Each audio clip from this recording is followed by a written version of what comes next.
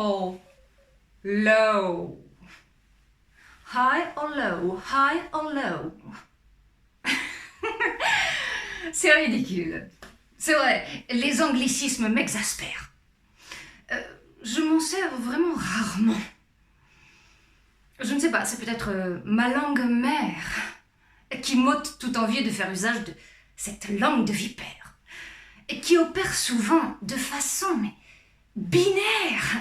High or low, top ou flop, 1 ou 0. To be or not to be. Telle n'est pas la question. Et si on vous affirme que c'en est une, il ne faut surtout pas y répondre. Sous peine de vous rendre, de capituler, de céder aux démons de la modernité, aux démons de la perversité. Alors, examinons ce qu'il y a dedans, de si haut, de si bas, de si gros, de si gras, dans ce vocabulaire éminemment ingrat.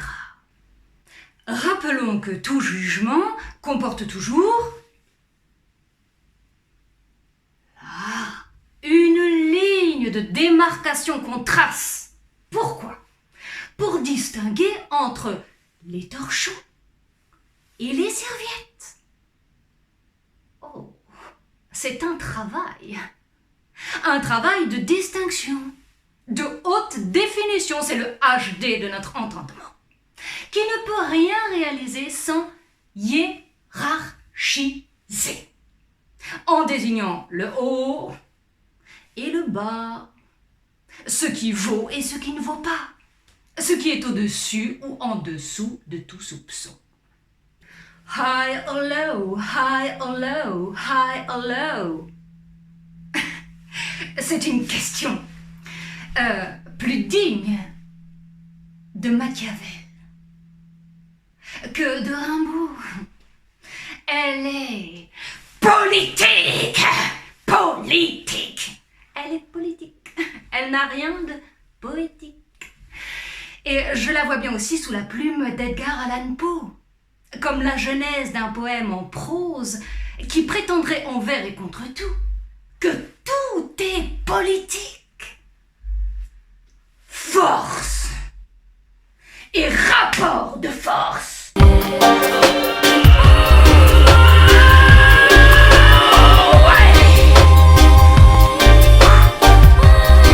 Autrement dit, une histoire de désirs qui s'affrontent. Les uns qui se réalisent et les autres qui se déréalisent. Les high et les low, high, low, high, low. Autrement dit, les forts et les faibles. Mais alors, qui sont les forts et qui sont les faibles? Darwin répond que les forts sont les plus aptes à vivre, les plus durs à suivre. Marx répond que les forts sont ceux qui réalisent leur fin, sans utiliser les autres comme moyen. Freud répond que les forts sont ceux qui ont pacifié le rapport entre l'extérieur et leur fort intérieur. Donc, les high sont forts, les low sont faibles. Donc, réussite induite pour les uns et conduite d'échec pour les autres.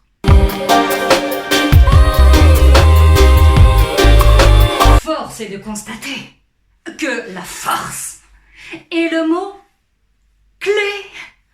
Merci La Fontaine, merci. La raison du plus fort est toujours là. Meilleur. Là comme ailleurs, c'est basique, tonique, architectonique. C'est la base et le sommet de tout l'édifice. Et on y tient, parce que ça nous maintient en vie, en forme, en place, tout. Parce que c'est le fond, le seul et unique interface.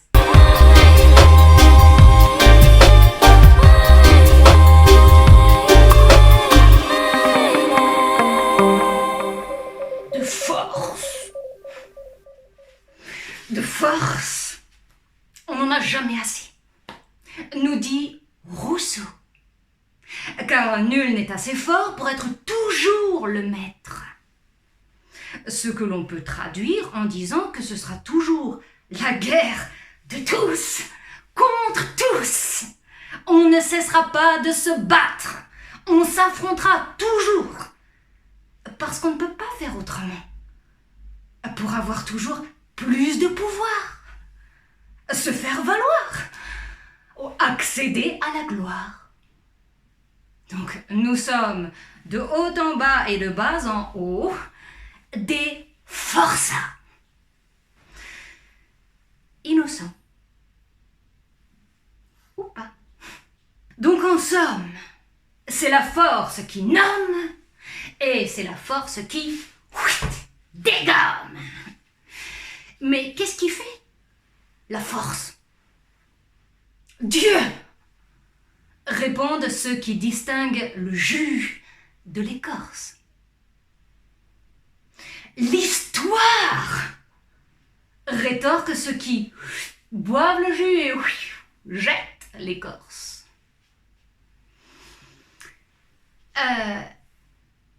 Nietzsche. Un joli critère de distinction, un critérium pour distinguer la force du fort de la force du faible.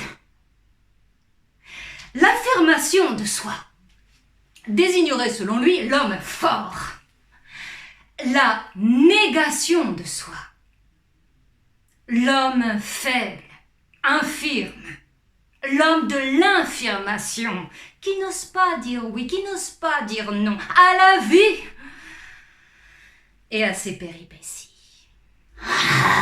Qui domine? Le high. Qui est dominé? Le low. Et pourtant, cette géométrie est seulement spatiale. Elle n'est pas temporelle, elle est dans l'espace, non dans le temps.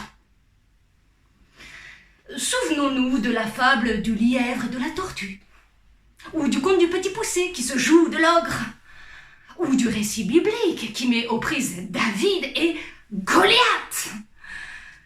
Parce que la force, avant d'être physique, elle est d'abord métaphysique. Métaphysique. Avant d'être assimilée au corps, elle est d'abord mêlée à l'esprit. Non de géométrie, mais de finesse.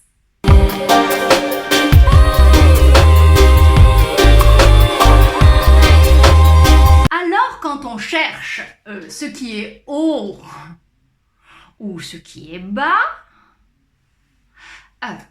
on risque de ne rien trouver. Si on ne fait pas référence à une plus haute distinction entre quantité et qualité. Et on comprendra très vite que ce n'est pas la quantité de force qui importe, mais la qualité. Nietzsche dirait sa rareté. La quantité est sans portée. La qualité, elle est de haute volée. Elle est gage de valeur et de vitalité. Et pourtant,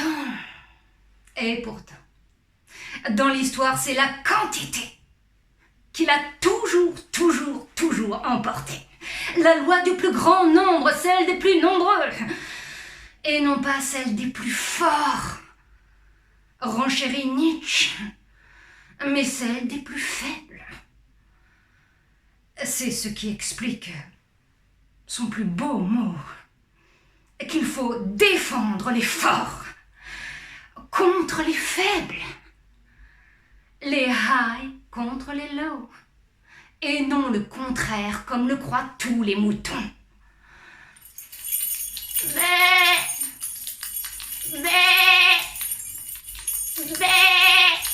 Par ici la clé, par ici.